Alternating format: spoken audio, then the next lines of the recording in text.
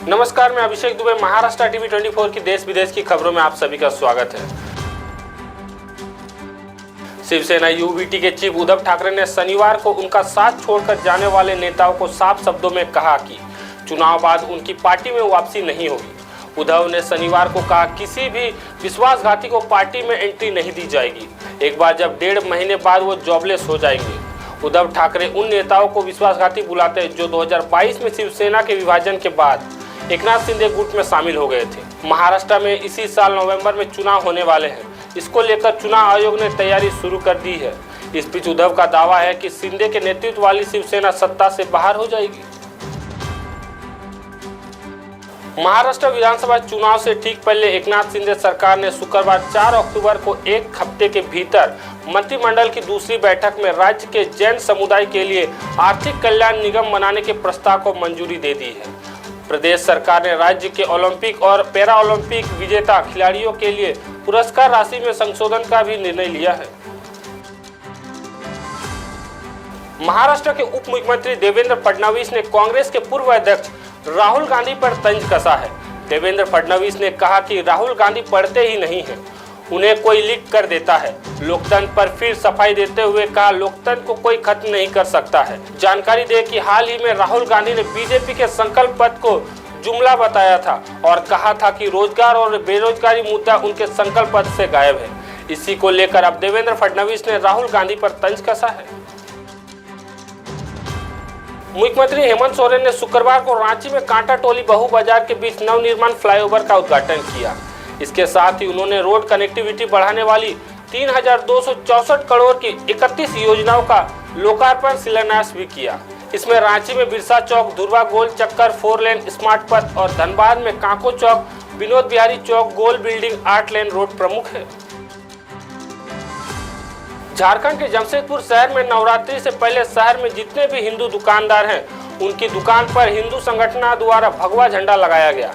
इस पर कांग्रेस और झारखंड मुक्ति मोर्चा के नेताओं ने पुलिस को शिकायत कर झंडा हटाने की बात कही गई, जिसके बाद स्थानीय पुलिस ने सभी दुकानदारों को झंडा हटाने का निर्देश दिया है। झारखंड के मुख्यमंत्री हेमंत सोरेन शनिवार 5 अक्टूबर को जमशेदपुर दौरे पर थे। इस दौरान CM Soren MGM medical college के नए अस्पताल का उद्घाटन करके लौट रहे थे। तभी मेडिकल के छात्र छात्राओं ने हेमंत सोरेन का काफिला रोक दिया। छात्राओं ने उनकी समस्या सीएम को बताई और कई मांगों को लेकर ज्ञापन सौंपा। वही हेमंत सोरेन का काफिला रोके जाने से प्रशासनिक महकमे में हड़कंप मच गई है। दिल्ली में बस मार्शल की बहाली का मुद्दा गरमाया हुआ है। इस मुद्दे पर शनिवार को सियासी गहमागहमी नजर आई। बस मार्शल की बहाली पर अपनी बात से पलटने के लिए आम आदमी पार्टी बीजेपी पर हमलावर है। इस बीच दिल्ली के मंत्री सौरभ भारद्वाज की एक तस्वीर सामने आई है। इसमें वह बीजेपी नेता विजेंद्र गुप्ता का पैर पकड़ लिए हैं। अब इस तस्वीर पर दिल्ली के पूर्व सीएम और आम आदमी पार्टी के संयोजक अरविंद केजरीवाल की प्रतिक्रिया सामने आई है। मुंबई में अजित पवार गुट के नेता सचिन कुर्मी की निर्मम हत्या मामले में पुलिस ने 3 आरोपियों को गिरफ्तार किया है। इसी के साथ पुलिस के हाथ कुछ सुराग भी लगे हैं।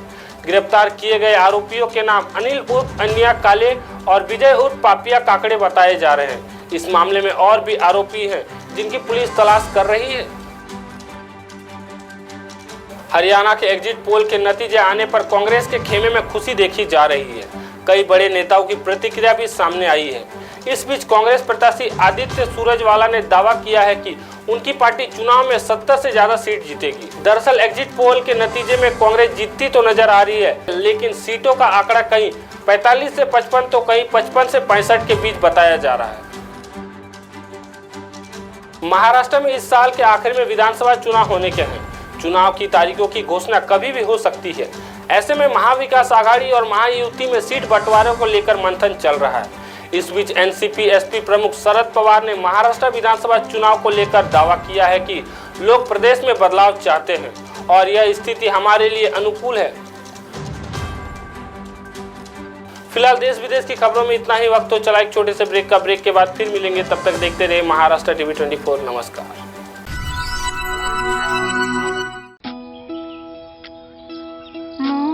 संसाराची तू अन्नपूर्णेची सावली, संस्कारात तूच खरी,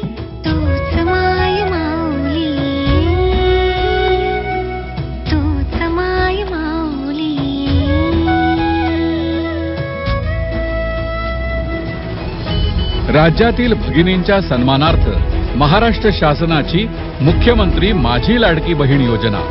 महाराष्ट्रातील प्रत्येक पात्र महिलेच्या बँक खात्यात दर महिना 1500 रुपये जमा होणार. सन्मान बहिणींचा, सन्मान महाराष्ट्राचा. प्रिया, तुला माझ्या गावचे मित्र माहिती आहेत ना? अगं तो शंकर, गणू, सगळ्यांची मुलं ना आता शाळेत जायला लागलीत. त्या नीमा काकू आहेत ना, त्यांचा राजू हा तुझा प्लॅन सक्सेसफुल होऊ देईल असं मला नाही वाटत. एक मिनिट, म्हणजे तू राजूच्या मुलीबद्दल बोलतोस हो हो, का? तिच्याच बद्दल बोलतो. त्याचं असं म्हणणं आहे की मी घरचं बघू का मुलीच्या शिक्षणाचं बघू. अगं वेडा आहे का तू? त्याला कुठे काय करायचंय?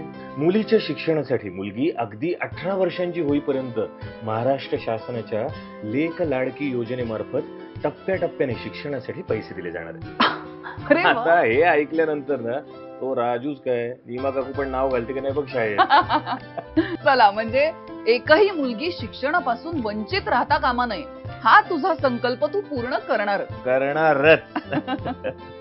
राज्यातील प्रत्येक सुज्ञ नागरिकांनी असा संकल्प केला तर शाळाबाह्य मुलींची संख्या शून्यावर आणता येईल. लाडक्या लेकीच्या पंखांना बळ हीच आहे महाराष्ट्र सरकारची तळमळ. राजू दादाला मुलगी झाली, राजू दादाला. हो. मी तुला बोलले होते ना मुलगीच होणार म्हणून. हा, तू बोलली होती बर का. आता मी तुला 5000 रुपये देणार आहे. हो. आणि पहिली शाळेत घातलं की 6000 रुपये. आणि हो, जेव्हा ती 6वीत जाईल ना तेव्हा 7000 रुपये आणि 11वीत जाईल तेव्हा 8000 रुपये मी तिला देणार आहे. एवढंच नाही, ती 18 वर्षाची झाली की 75000 रुपये द्यायला मी तयार आहे. एवढे पैसे?